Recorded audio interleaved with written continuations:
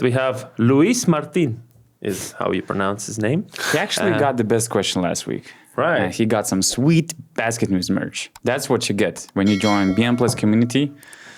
Send us your questions and you win the prize. Right. And Luis Martin is in consideration for the best question again with his question, which is the most boring matchup this season in the EuroLeague. I'm not sure if actually this question qualifies for the best one today. But maybe not today. We might flip it a little bit to make it more interesting, I guess. Let's do something more interesting and. But you have to answer first. Yeah, okay, let's answer this first, and then we go into our twist. So I have a perfect setup for a worst matchup to watch on TV. So the game it's Maccabi's home game, Belgrade. Okay. Obviously not against Zvezda. And probably just put Asvel on it, and it's basically, okay, I'm skipping that game. Mm-hmm. So to me, it's the most boring matchup I can get. Their head-to-head record, I even checked their head-to-head record, 11-2 by Maccabi, and the last time Asvel won was 5 years ago. So it's like you're not expecting any unexpected results, and you have this game. So what can be worse than that, guys? I had similar notes, just any game, including Asvel this year, but you made it like the perfect setup. Yeah. No spectators, so there's no crowd there, no atmosphere whatsoever. I think this is easily the best answer, and I'm not sure you can go worse than that. I don't know. Maybe some kind of France-Italy game. Team from France, team from Italy. So Asvel hosting Virtus or Milan. Yeah. But it's still not as boring because of the atmosphere. Has answered the question. In the Belgrade. Yeah. But let's make it more exciting. Let's be positive today, guys. Yeah. Let's look at all the teams and change the mindset. One thing that is making that team fun to watch. So we'll go with the standings from top to bottom. We'll start with Hapoel Tel Aviv. And my answer would be for this team, it's the offensive talent, really. Vasilija Micic, Elijah Bryant, all the guards. Open the roster. Yeah, change the roster. That'll help. Chris Jones. Because he doesn't remember. Antonio Blakeney. No. So he just literally opened the roster of Hapoel. He's right. It's so well-constructed team. They have the best offensive rating. They're winning games. So I like the clear roles on that team. I like some of the guys I didn't expect big performances, like Colin Malcolm is one of my favorite players on Hapoel team because of his all-around basketball. They're just fun to watch to me. So the guy is right. The guy is actually right. Yeah. Good answer. If you want to... Okay, let's do now. The next team, Crvena Zvezda, name their whole roster. Okay, the whole roster of Zvezda? You mean 27 players? 27 players, bro. It's not 27 Cody players. Miller, It's only 20 Jordan players. Nwora, Iago Dos Santos, Tyson Carter. At least one thing that makes every... I don't have it. Okay. What is the one thing that makes Zvezda fun to watch? I would say their defense and their just intensity, especially when they play at home. It's hard to find a team in Europe that has more passion and more intensity and more physicality on the defensive side when they play at home than Zvezda. Yeah, I agree. It's the energy, and obviously the fans are making that energy amplified. Guys, new additions like Moti Yunus is the perfect example of how to fit into that vibe, and even elevate it even more. And all the guys really, they're just high energy. Chima Moneke as well, their biggest signing probably of the summer, like. Defensive intensity, hustle, grit. Defensive mentality, I would say. It also starts from the core players that fit the mentality really well, like Ognjan Dobric, for instance, Kalinic, even Davidovac, once again. So, yeah. I thought you were going, and it all starts from the new coach, because we didn't really see that intensity in the first two games. Yeah, maybe. True. Žalgiris Kaunas? For me, it's because they're for us, it's easy to answer. the Lithuanian team. I mean, what else do you need to say? Sylvan Francisco? I think for outsiders, for non-Lithuanians, for the audience, mostly here, I think it has to be for Sylvan Francisco and his playing style. I mean, it's beautiful to watch him play, at least in my opinion. And I think most people would agree. He's just a baller. He's fun to watch. The moves he puts in, I would say, he's one of the top guards in Europe, but stylistically, I think he's one of the top players to watch. Yeah, one of the most entertaining players to watch for sure. Easily. And combine it with a good atmosphere at home most of the time, which, and it's winning kind team. of underrated. Yeah, good team this year. Coaching is great. Yeah. Olympiacos. I think it's the same thing that's been there for the last 5 years. Bartzokas' offensive system, the sharing of the ball, not much dribbling, finding the best shot, and the defensive intensity as well. But I wanted to say, like, for Olympiacos, I think you can find multiple reasons. Walk-ups, defensive intensity, especially when they play in Piraeus. Just like with Crvena Zvezda, the defense just goes up a level above everybody else. And I would also say, this is from, fantasy point of view, just watching how Sasha Vezenkov gets PAR for nothing, basically. Just being there in the right place, getting an offensive rebound, getting fouled, and one, just like this, boom, one touch, 4 PAR in one particular situation, or just having an off night and still getting 20 PAR points. And then I know a lot of people who watch our podcast play EuroLeague fantasy. So I think they also watch Olympiacos sometimes for that, just following Vezenkov, his off-ball movement, and the way he gets those PAR points just out of nowhere, let's say. Yeah, Vezenkov just mastered the efficiency. But I mean, I got used to Vezenkov, I got used to Volkov and Bartzoka system or whatever. So I really like to watch Tyson Ward personally. His grind, his all-around performance. He's one of the biggest hustlers on that team. So to me, I think he's a great fit for the club. Right. Okay. Panathinaikos. I'll go with singular word, aura.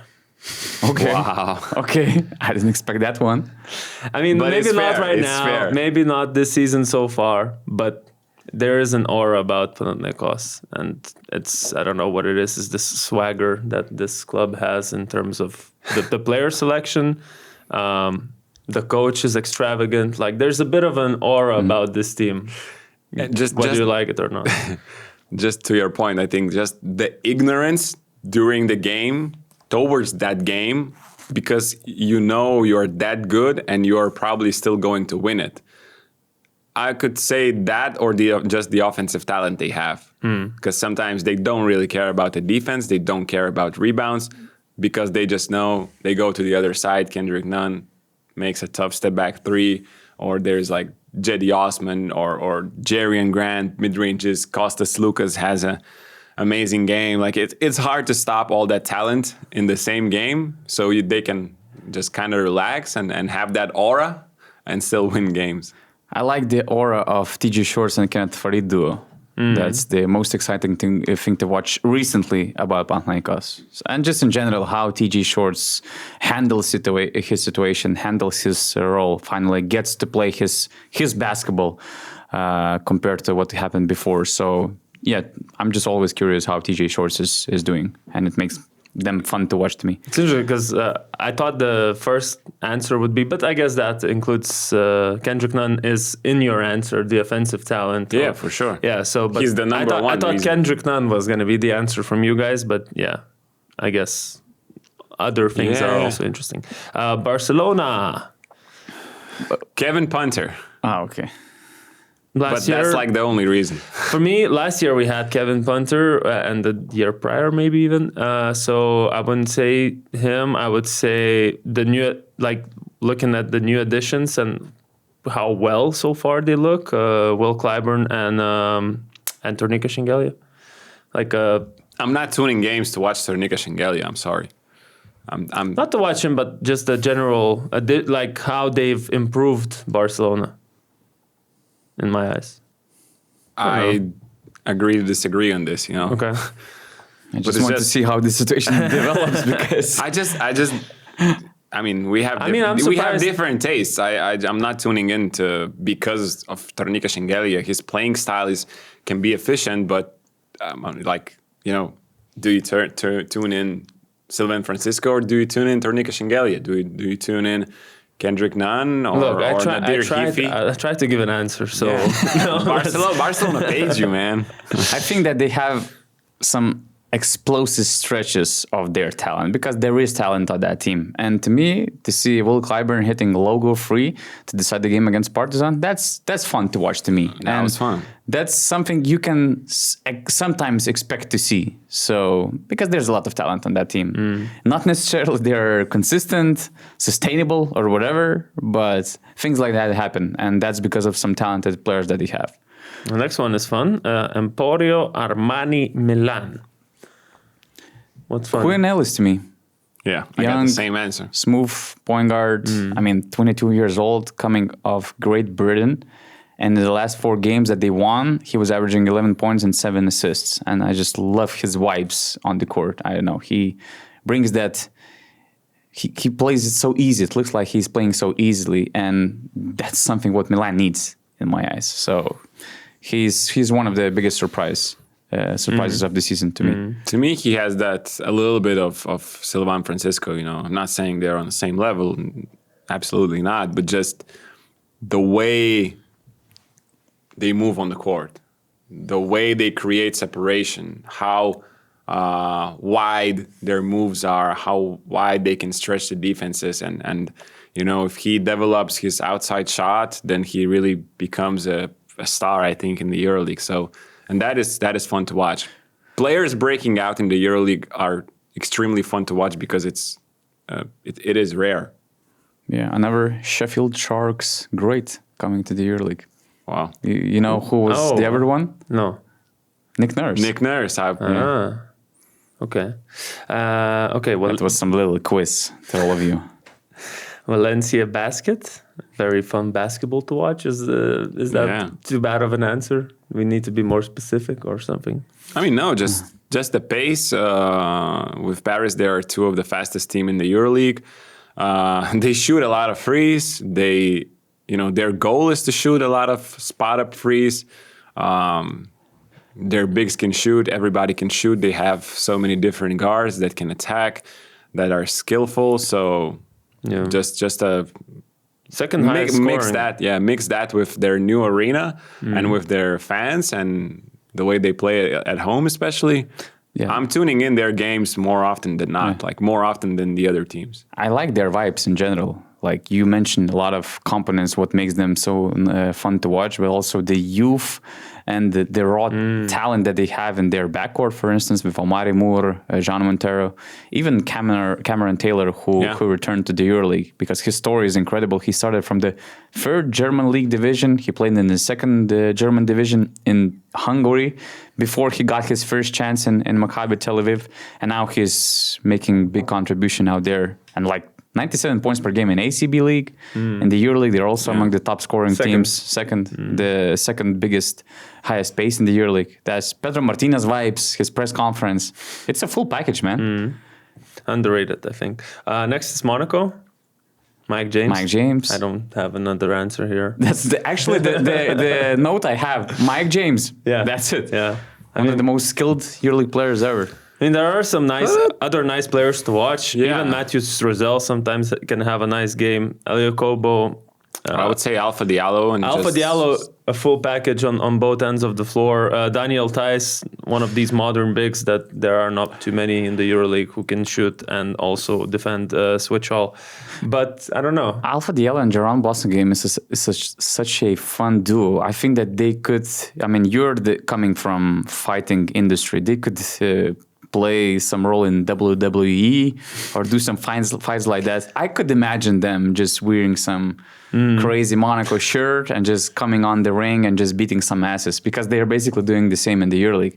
In case there's some fights or a scuffle, Jaron Bosingame for sure is in the middle, and Alpha Diallo, somebody tries to stop Alpha Diallo. So they're actually all fun to watch. I mean, but it starts from Mike James, yes, because when you see Monaco playing, okay, I'm going to tune in on that game to follow Mike James, but then it's a full, also kind of a solid package. I heard John Cena is retiring soon, so they might get a call like 3 months after this. Oh, you know what else? Spanulis' timeouts, because he goes,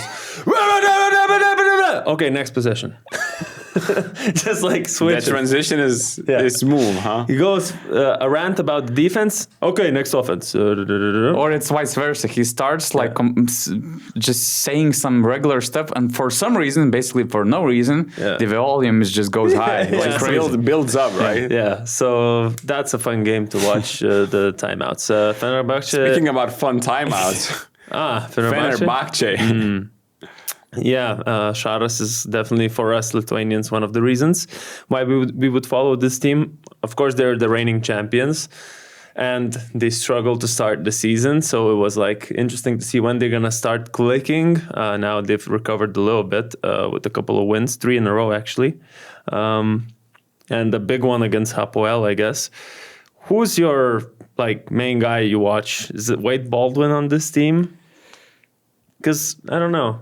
I watch Fenerbahce when I just want to suffer. So when I'm in the mood to feel some suffering, I just tune in for Fenerbahce basketball. Yeah, I wanted to ask you guys like what's so fun about this team because this season. No, I'm tuning in because I'm interested in how Šaras does and how his teams do.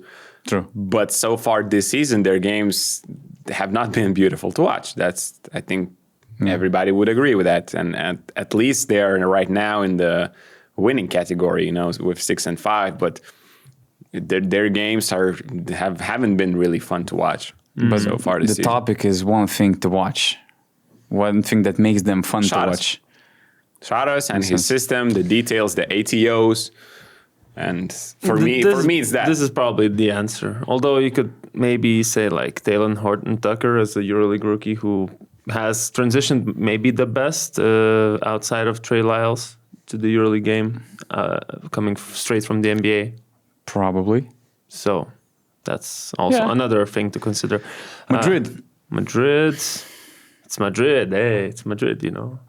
Royalty. No, to me, NBA newcomers. I like that they added a lot of new faces, starting from Trey Lyles that you mentioned, super efficient, Chuma Okeke, and Alex Len. Alex Len was an interesting pickup. He has a little bit of Vincent Poirier vibes when he comes off the bench to sub Eddie Tavares. And so far, he was just some productive player coming off the bench. So I like the idea of looking for new talent from the NBA. But it's kind of stale. I mean, I like the new additions, but that core has been together for so long, and it's not a bad thing necessarily, but you kind of get used to the same names, same faces, the main guys, the same starting 5 almost, and that's why it gets boring, I guess.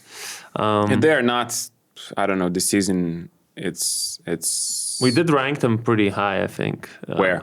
In the power rankings. I think they were 5th. Yeah, 6, 7. 6, 7. 6, 7? 5th. Sorry, they were guys. 5th. Wow, Donatas. They were 6, 7? God damn, they were 5th. No. They were 5th. They were 5th, but it's as with Fenerbahce. Wow, he didn't do that on purpose. By the way, on purpose. That's the crazy part. Stop this shit. But I don't know if you agree. It's not that fun to watch Madrid this season. So far, I agree. So far, because I don't know their style. Maybe I'm not sure why, but it's just I'm finding it a bit harder to watch their games than before. The style is different. It's more methodical. It's less pick and rolls, I would say. The funny part to me is watching Trey Lyles, how many points Trey Lyles scores, and then watching how many points he gives up on the defense. That's the fun challenge I do with Real Madrid when watching them. Okay, there you go. Paris basketball, Augustus, the stage is yours. No, why? Everybody has heard my answer about this, so... No, I mean, but it's the same answer from us, going to say something different? I mean, no, not really. Yeah. It's the most intensive basketball, all-around basketball in the EuroLeague. The craziest underdogs. The early 3-pointers, the whole system they have. I mean, has it really changed that much from what they were last year? Not really. And the coaches have changed for the last 3 years in that team. But they're signing coaches who fit that philosophy. So it's nothing strange. And this is exactly why, Tabellini got the job from a team that was in the Champions League. And he wasn't really a known coach in Europe. So that very well explains why he signed with Paris, because he uses the same system. But those way too early 3-pointers And you guys did not mention him, Nadir Hifi. Yeah. I mean, next is Dubai basketball. It's not the crowd. Let's admit it. It's not the crowd. The first thing that comes to my mind is Fionda Kabengele. One of the most exciting newcomers that we have in the EuroLeague. One of the most efficient, I think, season. Like the top. He's 10. like a beast, and we saw it. In Žalgiris game especially, he can just crash you inside the paint. So he's a very fun guy to watch. Yeah, you can also tune in for just Dwayne Bacon's one-on-one talent. I mean, he's just top tier offensive guy, and Alexa Vramovic now adds a lot to that team. Yeah, he's also when he's hot, when he's playing that suffering defense, it's fun to watch. Yeah. We just got a little bit down. I don't know why. Yeah, guys. I don't know why. Let's not be down about Dubai. And now Virtus Bologna. Carson Edwards, simple answer. Yeah. Anything One else? thing to watch is like just Virtus playing at home in general. Right. They're the only undefeated team at home so far, 4-0. Oh, that's great. And they beat big teams like Pana, Monaco, Madrid, and Efes. They picked up some huge wins, but 1-6 away. Yeah, let's not be down. Carson Edwards. One thing that makes them fun to watch. Yeah. Playing at home, Carson Edwards being hot. Okay. No, just Carson Edwards. And the underdog mentality that they have. Because in the majority of these games, they're not the team to beat. So they Bayern basketball. overcome Andy themselves. Obst. I was gonna say for me it's Spencer Dinwiddie, just because he's from the NBA and I want to see how he does. Just that ability to shoot is exceptional. It's not many people in the world have that, and when he's hot, he makes some of the most ridiculous shots. Right. In Europe, so I guess it's just because the way he shoots is so clean. So to me, it's Andy Obst over Spencer. In terms of one fun thing to watch when you're watching this team. We've not seen Spencer that much yet. I mean, he has played 4 games, the last 2, 17 points, 11 points against Efes. I mean, he's picking it up a little bit. He's shooting better than when he started. And I'm just curious, the level, to see the level. Yeah, how does it translate? It's interesting. But Andy Obst, of course, the off-ball movement and 3-pointers he has is crazy. Next is Efes. Efes. Wow, how low they are in this talent. Talent. Yeah, Okay. to me, it's talent. And talent in a lot of different positions and situations. Like you can go with Shane Larkin, Jordan Lloyd, their skill. Isaiah Cordinier, to me, is so fun to watch. And I mean, I'm missing Vincent Poirier a lot. He adds excitement every time he's on the floor. So there's just a lot of talent. Not necessarily right now, at the moment, because a lot of injuries and they're Shane just not clicking together. Yeah, Shane is out for 2 months. It's a huge, huge blow. I mean, they have to do something with all the injuries they have. And to me, the fun thing about FS to watch is how many games you can win without a center. Or not many, apparently. Yeah. Because so you could say not without a center, but with just like they don't really, emergency options. They don't really have a center, or they don't really use a center that Kai much. Jones and Bryce Desert, maybe you could call them centers. They barely play. Yeah. So. But they play. Everyone was talking about Pana losing 3 centers, which is crazy.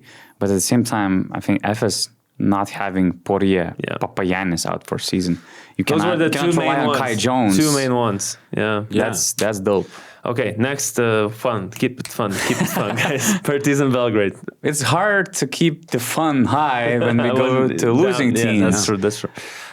For Partizan, for me, that's gonna be the fan base. I think the home games. Essentially, of course, there are a lot of potential ones like Mika Murnen, but he hasn't played yet. But at the home games, the atmosphere, and when they're winning, then it's good. Mm-hmm. When they're losing, of course, it's sad. Tyreek Jones dunks. That's it from me. Okay. I don't know. To me, I put Jelko down. I mean, in this with this team, like To me, it feels like everything stands behind Jelko. Even the crowds, it feels like he built this culture. The same was with Sharas. No matter if you're winning or you're losing, and you're losing more games actually, they're still coming. They're still packing the gym. There's still this belief, hope, support, spark in the stands, just specific style that they play. So I don't know. To me, it starts from Jelko. Yeah. Maccabi. Lots of raw NBA talent. I mean, Lonnie Walker is individually very quality player. Jeff Downton, I like his upside. O'Shea Brissett. I think that it's another year when we're gonna see Maccabi player moving somewhere and actually showing his full potential in a winning situation, like we did with Keenan Evans and just in general, a lot of players coming off Maccabi Tel Aviv. Because I still believe in Jeff Doughton. Brissett can be very impactful in some other teams as well, especially winning situations. So yeah, just some raw NBA talent out there. Yeah, agreed. Baskonia. Just the amount of threes they take and how fast they play. It's never boring because the game moves so fast with them.